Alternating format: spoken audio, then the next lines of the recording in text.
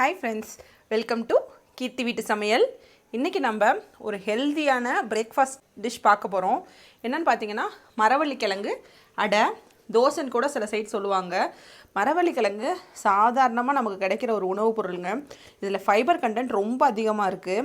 அதுவும் நம்ம ரத்தத்தில் இருக்க பிளேட் செல்ஸை வந்து இன்க்ரீஸ் பண்ணுறதுக்கு மரவள்ளி கிழங்குக்கு ஈக்குவலாக வேறு எதுவுமே இப்போதைக்கு அவைலபிள் கிடையாது நமக்கு. அண்ட் தென் இந்த சமயத்தில் இதில் அதிகமாக ஆக்சிஜன் கண்டென்ட் இருக்கிறதுனால நமக்கு இம்யூனிட்டி பவரை இன்க்ரீஸ் பண்ணுது. ரொம்ப ஹை லெவல் காசு கொடுத்தும் இதை வாங்க வேண்டியது கிடையாது. நம்ம சீப்பாக கிடைக்கிற பொருள் தான். அதை வச்சு குழந்தைங்களுக்கு பிடிச்ச மாதிரியும் பெரியவங்களுக்கு பிடிச்ச மாதிரி இன்றைக்கி இந்த டிஷ்ஷை நம்ம செஞ்சு பார்க்கலாம். வாங்க இப்போது இந்த டிஷ்ஷை செய்கிறதுக்கு என்ன பொருள்லாம் தேவைன்னு பார்க்கலாம்.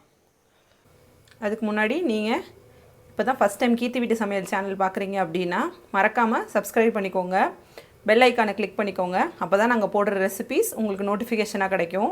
இந்த மரவள்ளி கிழங்கு அடை செய்கிறதுக்கு தேவையான பொருள், நான் இன்றைக்கி மரவள்ளி கிழங்கு 1/2 கிலோ எடுத்திருக்கேன். அதை நல்லா தோல் சீவிட்டு அரைக்கிறதுக்காக மிக்சியில் இந்த மாதிரி சின்ன சின்னதாக கட் பண்ணியிருக்கேன். இதை நீங்கள் ரொம்ப அரிஞ்சு ரொம்ப நேரம் வைக்காதீங்க, கருத்து போயிடும். லைட்டாக தண்ணியில் போட்டு வைங்க, அந்த தண்ணியை திரும்ப அரைக்கிறதுக்கு யூஸ் பண்ணிக்கோங்க. அண்ட் தென் கடலைப்பருப்பு 1/2 கிலோ மரவள்ளி கிழங்குக்கு 100 கடலைப்பருப்பு, ஒரு 5லேருந்து 6 பூண்டு பல் அரைக்கிறதுக்காக. இட்லி அரிசி 200 இட்லி அரிசி, உங்கள் காரத்துக்கு ஏற்ற மாதிரி வரமிளகாய் எடுத்துக்கோங்க. ஒரு துண்டு இஞ்சி, அதுவும் அரைக்கிறதுக்காக. சோம்பு வாசனைக்காக. இதை அரைக்கிறதுக்கு முன்னாடி நிறைய பேர் மரவள்ளி கிழங்கு அடை அப்படின்னா காரமாக தான் சாப்பிட்ருப்பீங்க. குட்டீஸ்லாம் இது ரொம்ப காரமாக இருந்துச்சுன்னா சாப்பிட மாட்டாங்க. எங்கள் வீட்லேயும் ஒரு குட்டீஸ் இருக்காங்க காரம் சாப்பிடாதவங்க. அவங்களுக்காக இன்றைக்கி நான் வந்து ஒரு கொஞ்சோண்டு ஒரு 2லேருந்து 3 அடை வந்து ஸ்வீட் ரெசிபி பண்ண போகிறேன். ஸ்வீட் மரவள்ளி கிழங்கு அடை செய்ய போகிறேன். அதுக்கு இந்த 1/2 கிலோ மரவள்ளி கிழங்குலேருந்து சும்மா ஒரு கைப்பிடி. அண்ட் தென் நம்மளோட அரிசி இருக்குல்ல, அந்த அரிசியிலேருந்து ஒரு 2 ஸ்பூன் அரிசி எடுத்துக்கிறேன் நான். ஸோ இந்த அளவு. இதை தனியாக சின்ன மிக்ஸி ஜாரில் போட்டு அரைச்சிக்கிறேன். இதை தனியாக பெரிய மிக்ஸி ஜாரில் போட்டு அரைச்சி எடுத்துக்கலாம். வாங்க இப்போது இதை அரைச்சி எடுக்கிறது எப்படின்னு பார்க்கலாம். ஒரு மிக்ஸி ஜாரில் வரமிளகாய், இஞ்சி, நம்ம எடுத்து வச்சுருக்க அரிசி, அண்ட் தென் கடலைப்பருப்போடையே நான் பூண்டை வச்சுருக்கிறதுனால நான் பூண்டையும் அதோடையே சேர்த்து ஆட் பண்ணுறேன். அண்ட் தென் ஃபைனலாக நான் இன்றைக்கி 1/2 கிலோ மரவள்ளி கிழங்குக்கு 2 டேபிள் ஸ்பூன் சோம்பு எடுத்திருக்கேன். அந்த சோம்பையும் இதிலே ஆட் பண்ணிக்கோங்க. இப்போ உப்பு போடாதீங்க. உங்கள்கிட்ட பெரிய மிக்ஸி ஜாராவோ இல்லை கிரைண்டர்லேயோ ஓட்டுறீங்கன்னா ஒன்றும் ப்ராப்ளம் கிடையாது, கிழங்கி இதிலே போட்டு அரைக்கலாம். இன்றைக்கி என்கிட்ட இந்த சைஸ் தான் மிக்ஸி ஜார் இருக்குது அப்படிங்கிறதுனால ஃபஸ்ட்டு இந்த அரிசியும் பருப்பையும் நான் குறைன்னு அரைச்சி எடுத்துக்கிறேன். எல்லாத்தையும் இது மாதிரி நல்ல நம்ம தோசைக்கு அரைப்போம்ல அந்த பதத்துக்கு அரைச்சிக்கிட்டேன். அண்ட் தென் அதே மிக்ஸி ஜாரில் நம்ம எடுத்து வச்சுருக்க கிழங்கையும் ஆட் பண்ணி இதே கன்சிஸ்டன்சிக்கு அரைச்சி எடுத்துக்கோங்க. வாங்க இப்போ இதை அரைச்சிட்டு வந்து காட்டுறேன். இப்போ இந்த கிழங்கையும் நல்லா அரைச்சி எடுத்துக்கிட்டேன். ஆல்ரெடி நம்ம அரிசி அரைச்சி வச்சுருந்தோம்ல, அதோடு கலந்து மிக்ஸ் பண்ணலாம் நம்ம.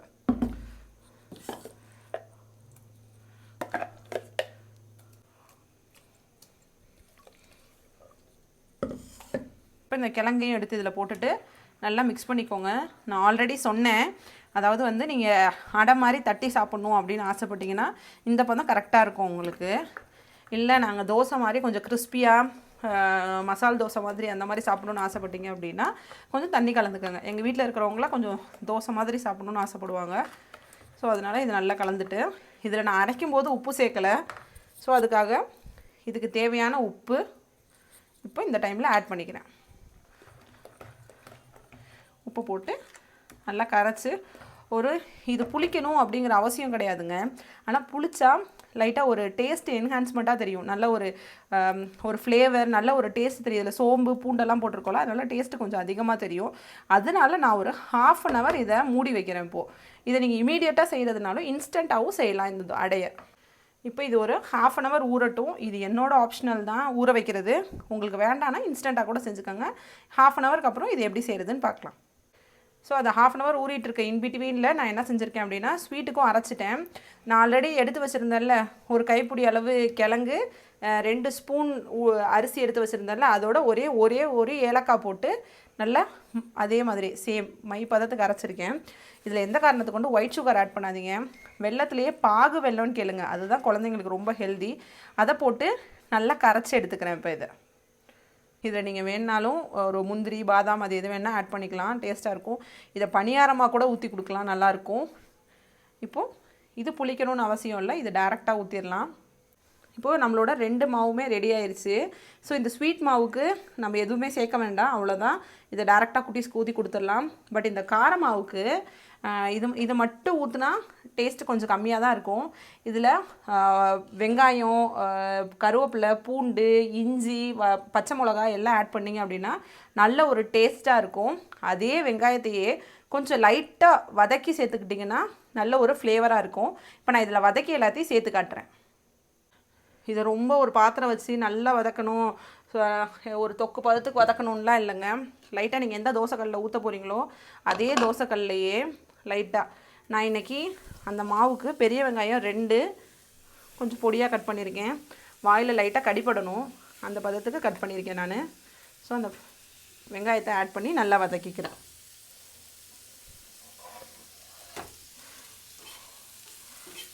ரொம்பலாம் வதங்க வேண்டாம், லைட்டாக இதோட வெங்காயத்தோட கலர் மாறினோன்னே ஆட் பண்ணிடலாம், நம்ம மாவுள்ள ஆட் பண்ணிடலாம். இதை இந்த வெங்காயம் லைட்டாக வதங்கிட்டு இருக்கும்போதே அதில் இந்த கருவேப்பிலை ஆட் பண்ணிக்கோங்க.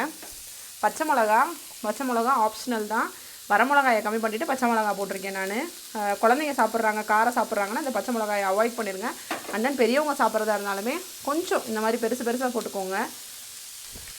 ஆல்ரெடி அதில் ஒரு 7 பல் பூண்டு போட்டிருந்தேன், இதில் மீதி ஒரு 5 பல் பூண்டு சின்னதாக வெட்டி போட்டிருக்கேன்.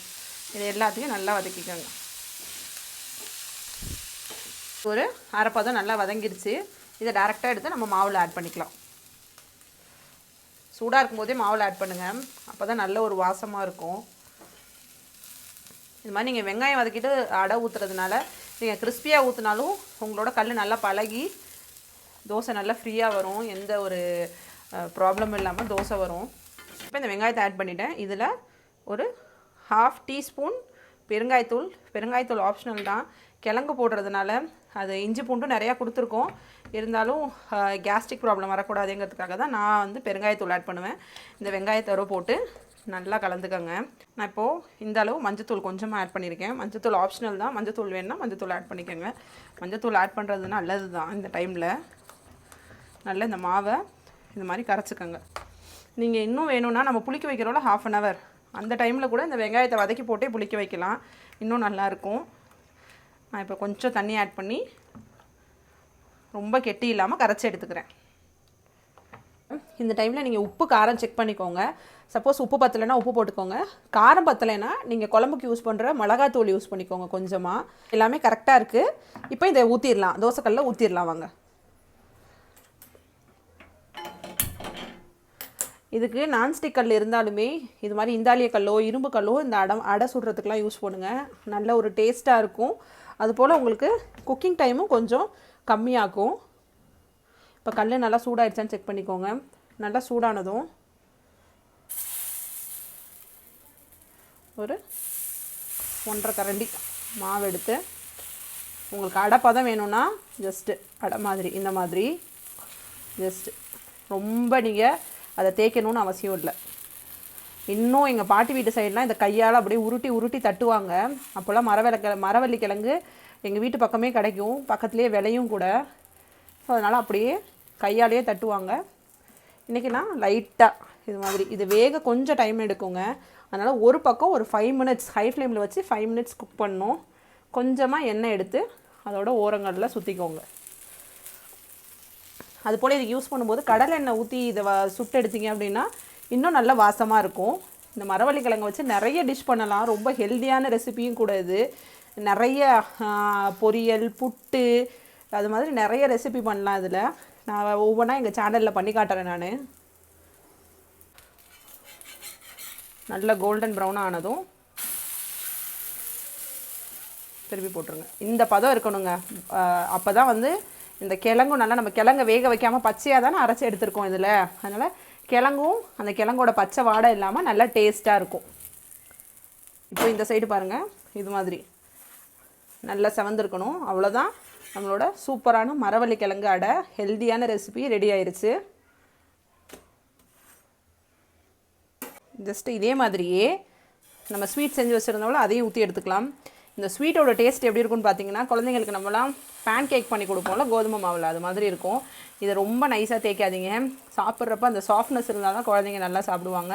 இல்லைங்க குழந்தைங்க நல்லா கிறிஸ்பியாக சாஃப்டாக சாப்பிடுவாங்க அப்படின்னாலும் அது மாதிரி செஞ்சு கொடுங்க. இது கொஞ்சம் நான்ஸ்டிக் கல்லே ஊற்றிக்கோங்க.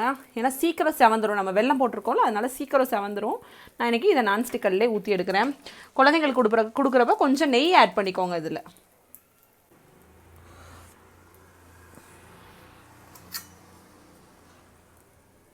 நெய்யோ பட்டரோ என்ன இருக்கோ அதை ஆட் பண்ணிக்கோங்க. ஏன்னா நல்லா கொஞ்சம் டேஸ்ட்டாக இருக்கும். ஸ்வீட்டுங்கிறதுனால டேஸ்ட்டாக இருக்கும். இன்றைக்கி நான் நட்ஸ் எதுவும் ஆட் பண்ணலைங்க.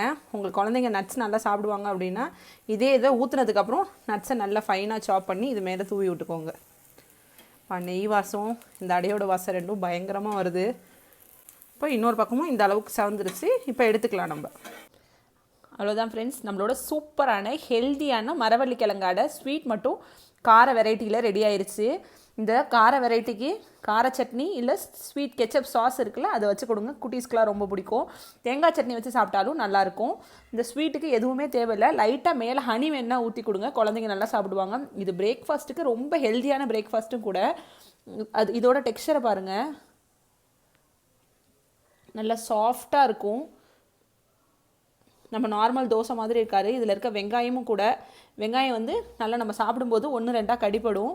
சட்னி வச்சு சாப்பிடும்போது நல்ல டேஸ்ட்டாக இருக்கும். நீங்களும் இந்த ரெசிபியை உங்கள் வீட்டில் செஞ்சு பாருங்கள். எப்படி வந்துச்சு அப்படின்னு கமெண்ட் செக்ஷனில் மறக்காமல் சொல்லுங்கள். கீர்த்தி வீட்டு சமையல் பேஜை எப்போவுமே சப்போர்ட் பண்ணுங்கள். எங்ககிட்ட இருக்க பாசிட்டிவ் நெகட்டிவ்ஸ் எல்லாத்தையும் கமெண்ட் செக்ஷனில் சொல்லுங்கள். Thank you friends.